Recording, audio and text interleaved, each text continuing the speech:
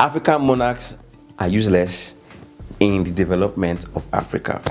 What's up, guys? This is your man Timmy Sinclair, and you're welcome to this channel where we talk about the most uncomfortable things affecting us as black people.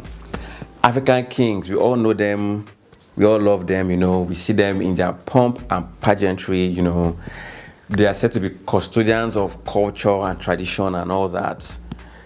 But when it comes to development as a continent in 2025, I have this question: how important are African monarchs, right? In my opinion, I think they are not important anymore. I think they are more just ceremonial, I guess, or they're just there because they really don't, we don't see the impact that they have when it comes to development, of their people, right? I would say that they are used most of the time is for political purposes. They are used to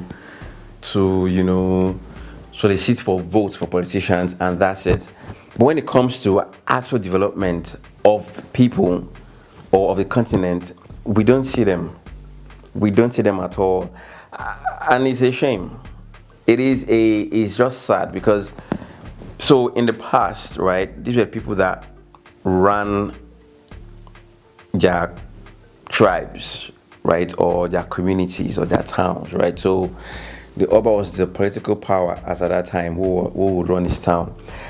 And then in today's world, that has been relegated to the background. But then you ask yourself, to be honest, they really serve no purpose apart from just religious purposes. And then how does that religion progress us as a people? I understand the fact that we like the pomp and pageantry of our tradition and all that, but I'm more interested in how we progress as a people rather than how we hold on to certain customs and traditions. If African monarchs were probably more involved in the development of Africa, like for example, say the king of a particular community, he wants the community to grow, he's actively speaking up against the government, telling the government that, you need to come and develop this and develop that, I'll understand. But most times that doesn't happen. As a matter of fact, what they do is they just collect money most times from the government in power, yes, and then they go and talk to their people and tell them not to speak against the government, that they should calm down, the government is doing well, and that's basically it. They really, as far as I'm concerned, they really don't have the zeal for the progress of Africa or for their communities. And I can argue with anybody.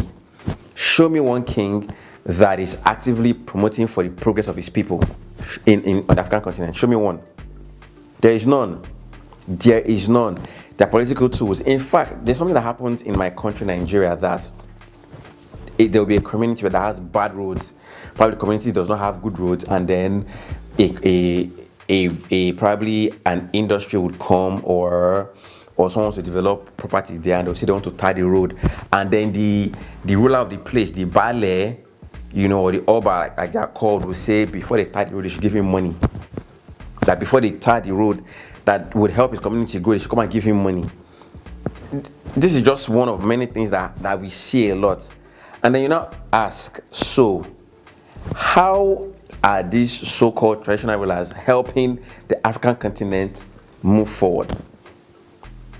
And then with the kind of mindsets that they have now, it's easy to now see that, or it's easy to see why the continent of Africa was not developing prior to our contact with the Caucasians. That is it.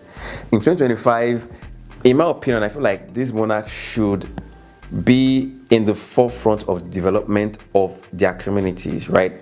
So if every monarch has a community and then he pushes for development in his community, let there be water, let there be roads, let there be schools, I would understand. But they don't do that. They don't do that. What we see most times is they align with the political parties.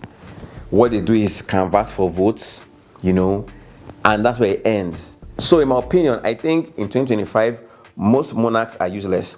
They are useless to development of Africa. As a matter of fact, they are representing a time in Africa that I think we all want to move past if we want to progress. Or except we are going back to, tribal societies whereby, okay, we're now ruled by, our countries are formed by tribes.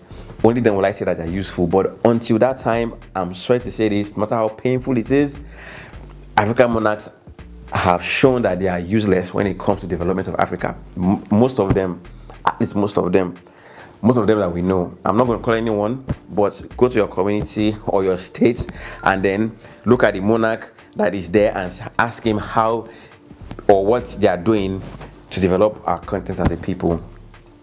We need to move past those things. We need to move past systems that don't serve us as Africans, right? So until African monarchs are more interested in the development of Africa rather than holding customs and traditions that I feel are not helping us progress as a people, I believe I will still stand on the fact that they are of no use, and I think they are useless in modern African societies. But anyway, drop your comments and let's talk about this. Let's see what you think about this, or probably if the traditional ruler or king in your neighborhood or your community is actually useful. If you see if he's driving for progress or just there holding on to old relics that really have no place or that do not help in the development of us as a people. All right, see you in the comment section. See you in the next video. Peace out.